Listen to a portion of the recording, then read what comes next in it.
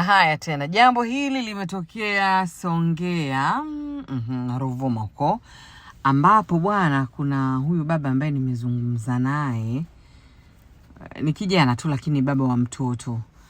Anasema mke wake alitoka.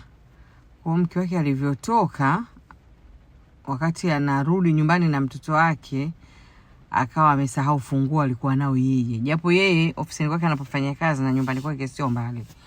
Kwa hiyo mke wake alimkuta pale mtoto wake mdogo wa miaka 5, akamwambia, "Wewe kaa na ndugu yako, mimi nakuja naenda kuchukua funguo pale kwa baba."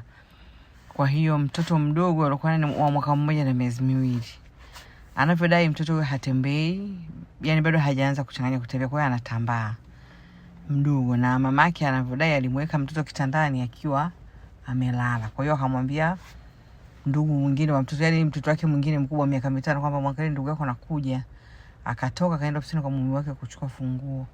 Anasema amerudi hajamkuta mtoto pale kitandani. Akamuuliza yule mtoto alomwacha na mtoto, "Wewe mdogo wako yuko wapi?" Hasa kwa vile ni mdogo naye ana miaka 5 sio 4, akili za kitoto sio, alienda kucheza, hata hakuwa anajua ndugu yake yuko wapi. Kwa hiyo yuko wapi? Mtoto akaanza kutafuta. Lakini mtoto mdogo, mtoto wa mwaka 1 na miezi, huyo mdogo bado. Kwa katika harakati hapo za tafuta. Kwa hiyo humo ndani kulikuwa kuna wapangaji ambao walikuwepo pale, ambaye ni mama na mjukuu wake. Umeona eh? Kwa hiyo pia wakati amerudi katika harakati za kumtafuta mwanae, alimuuliza huyo mama na mjukuu wake, "Jamani, mmemwona mwanangu?" Mtoto hayupo. Mwangalieni huko. Jamani, labda akatambaa kaje huko, hayupo. Nasikia na huyo mjukuu alikuwa anajibia huko chumbani, "Mtoto hayupo." Umeona? Kwa hiyo mtoto hayupo. Sasa msikilize mwenyewe kijana wakati tunazungumza naye akiwa anaelezea. Mke wangu ilikuwa ni asubuhi, mke wangu alitoka mara moja kuelekea kwa dada yangu. Walitoka wote maana na watoto wawili. Walienda kwa dada yangu. Walivyoenda kwa dada, kipindi wanaenda kwa dada wakanipitishia pale ufunguo nyumbani kama najisikia njaa itauma niende nyumbani nikapate chakula. Jioni majira kama saa 12 walirudi, akanitumia message, "Mimi narudi kwa dada, natoka kwa wifi sasa ndo narudi nyumbani." Nikamwambia sawa. Kweli akapita, nilipo kazini pale, walikuwa na mtoto amembeba mgongoni, alikuwa kalala usingizi, na huyu mwingine mdogo, huyu mwenye miaka 5 alikuwa anatembea. Hao wameenda nyumbani, wamemlaza mtoto. Anafika nyumbani, maana sasa mimi pa namiliki vyumba viwili, maana tumepanga, namiliki vyumba viwili ambacho kimoja analala huyu mtoto wa kiume, na wameweka baadhi ya vyombo. Hicho ni chumba cha ndani tu moja kwa moja, hakina ile mlango. Chumba cha pili ambacho ni cha kwangu, mlango wa chumbani akakumbuka ameufunga, sasa na ufunguo ameuacha na kwangu nao mimi kule. Akaamua tu amlaze mtoto kwenye chumba hichi ambacho analala huyu mtoto mkubwa huyu. Akamwambia huyu mtoto wangu mkubwa wa kiume, na mimi naenda kuchukua pale kazini kwa ni sio mbali sana, yani sio mbali, kwa kutembea kwenda na kurudi kama dakika 15. Akamwambia nakimbia mara moja ya kwenda kwa baba. Mdogo wako akiamka wacheza naye. Kweli akakimbia pale kazini, akafika akachukua ufunguo. Wakati anarudi, anafika pale nyumbani, anafungua mlango wa chumbani, anaingia kule alikuwa mlaza mtoto haonekani. Akauliza, maana pale nyumbani kipindi pia anatoka alimwacha kuna mama mmoja na mjukuu wake. Akamuuliza, "Hivi mmemwona mtoto wangu hapa?" Akatoka, wanakajibu tu, "Hatujamuona." Lakini wenyewe ndo walibaki hapo nyumbani, na pia anarudi na wenyewe ndo amewakuta hapo nyumbani. Hamjamuona, yeye hatujamuona. Basi akaendelea kumtafuta pale, wenda labda ametambaa ametoka huku nje, lakini hamna. Kamuita mtoto wangu ambao mwenye miaka 5, "Wewe mdogo wako yupo wapi?" Yeye akajibu tu alikupo humo ndani, aliamka ametambaa, lakini alikupo hapo ndani, alikupo na dada. Dada gani? Ambaye ni mjukuu huyo mama. Sasa akimuuliza yule binti yule anajibu tu muongo. Alikuwa ametoka nje huku, na yule bibi yake yuko busy tu na simu, anaongea tu na simu. Yani sio kama anaongea, maana nyumba tunaika hapa kidogo mtandao unasumbua hivyo, kama anatafuta ananyosha simu juu hivi.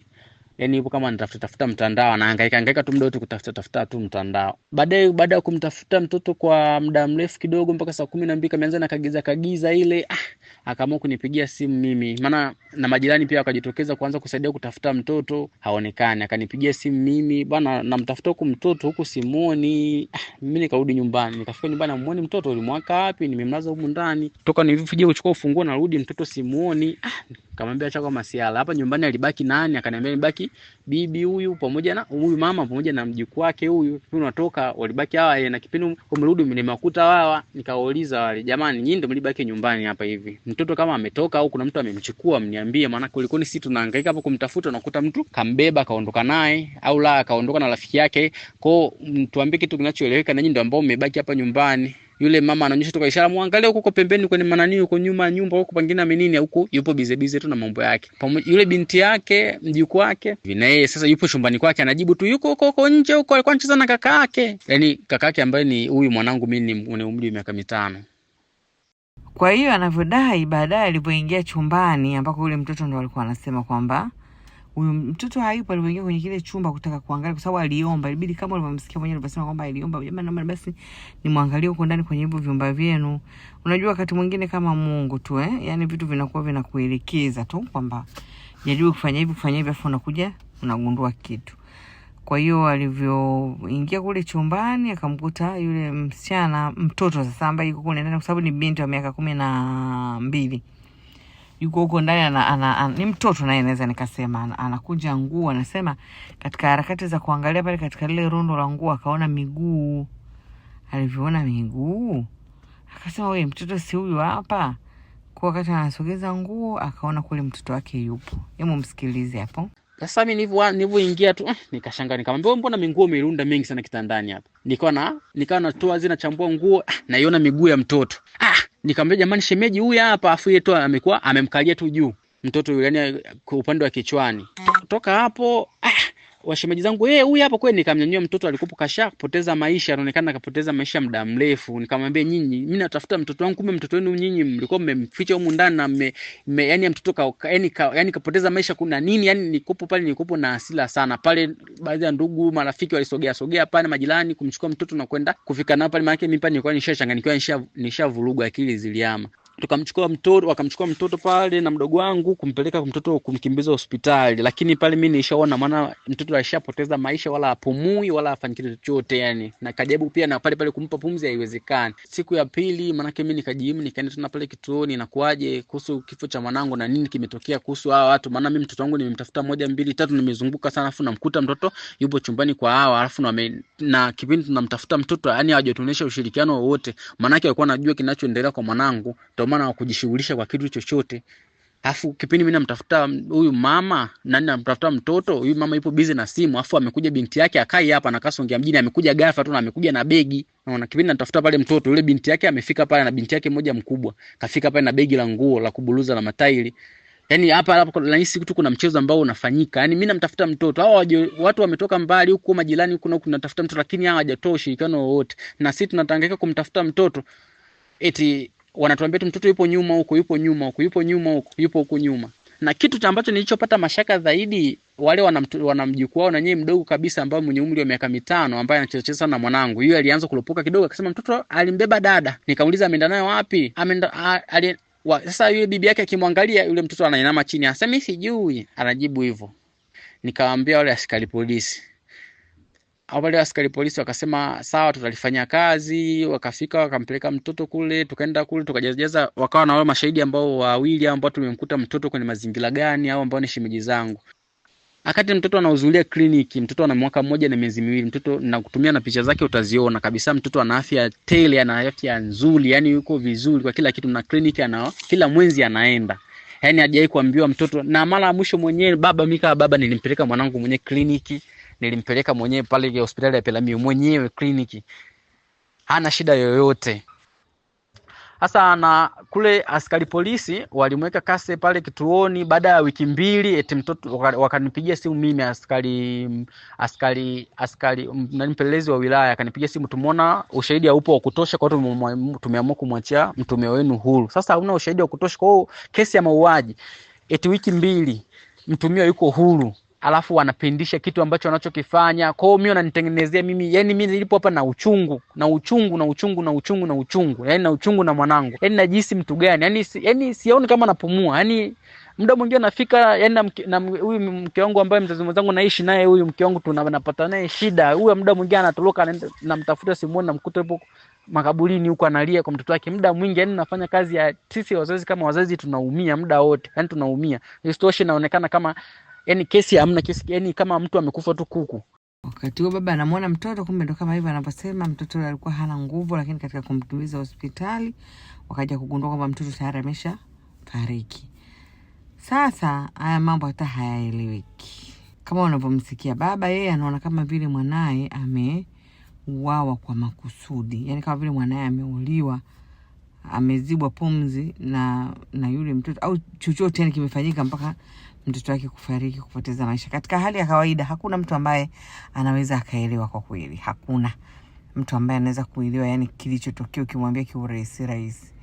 Lakini kama unavyojua yani wale wakawa hawana yani hata cha kuongea pale, kikawa sasa akipo baada ya kukuta mtoto wake, na ikawa taharuki, ameshamchukua mwana, ameshamkimbiza hospitali, ikawa ni balaa. Lakini kuna vitu ambavyo ameviona kama vile vilikuwa vinampa wasiwasi, ikiwepo mtoto wa yule mama mwingine alikuja akiwa na begi. Lakini pili, kwa nini walikuwa wanakataa kwamba mtoto hayuko kule ndani mwao? Lakini pia vile vile tatu, kwa nini mtoto awe yupo kitandani na alafu yeye amemkalia? Ina maana pale yeye hakumuona. Kwa nini amefanya hivyo? Nini ambacho kimetokea? Na isitoshe huyo mtoto ni mwaka mmoja na miezi miwili, hatembei, ni mtoto anayetambaa. Sawa, anaweza akatambaa akaingia kwenye kile chumba, lakini nani alimpandisha pale kitandani? Kitu gani kilitokea? Yani hakuna kitu ambacho kinajulikana kwa kweli. Lakini hata hivyo, kamanda wa polisi wa Ruvuma alizungumza kuhusiana na tukio hilo, na haya ndo maelezo yake. Mnamo tarehe 24 mwezi wa pili 2025 majira ya saa 4 usiku katika kijiji cha Namihoro, kata Peramiho, halmashauri ya Songea vijijini, mtoto mmoja anayetambulika kwa jina la Jean Marco Chimbi mwenye umri wa mwaka mmoja na miezi miwili, mkazi wa Namihoro, alifariki dunia wakati akiwa anapatiwa matibabu katika hospitali ya Mission Peramiho baada ya kukutwa katika chumba cha mtoto mwingine, Catherine Gama, miaka 12, mkazi wa Namihoro, akiwa amefunikwa na rundo la nguo. Taarifa ya awali inaonyesha kwamba mtoto Jean alikuwa akiishi na mama yake mzazi aitwaye Cecilia Mdoro, ambapo tarehe 26 mwezi wa pili 2025 majira ya saa 10 jioni, mama mzazi alimwacha mtoto wake akiwa amelala kwenye chumba cha mtoto mwingine ambaye ni kaka wa huyo mtoto marehemu, ambaye anaitwa Gerson Chimbi. Huyu mtoto ana miaka 4. Na majira ya saa 12 jioni mama mtoto alirudi nyumbani, lakini hakumkuta mtoto sehemu alikuwa amemwacha amelala. Ndipo alipomuuliza yule kaka yake ambaye naye ni mtoto mwenzake miaka 4, ambapo alimjibu kuwa alimuona mtoto akitambaa na hajui ameelekea wapi. Baada ya majibu hayo, mama mzazi alianza kutafuta mtoto, akiamua kumtafuta kwenye vyumba vyake vyote, lakini vile vile akaanza kusaidiana na majirani ambao nao walianza kumtafuta mtoto. Na ndipo Catherine Gama, na alipofika majira ya saa 1, Catherine Gama walifanikiwa kumuona mtoto akiwa amelala kitandani kwenye chumba cha mtoto mwingine wa miaka 12 ambaye ni jirani na wote wanaishi nyumba moja, anaitwa Catherine Gama, ambapo mtoto huyo alikuwa amefunikwa na rundo la nguo na akiwa amelegea sana.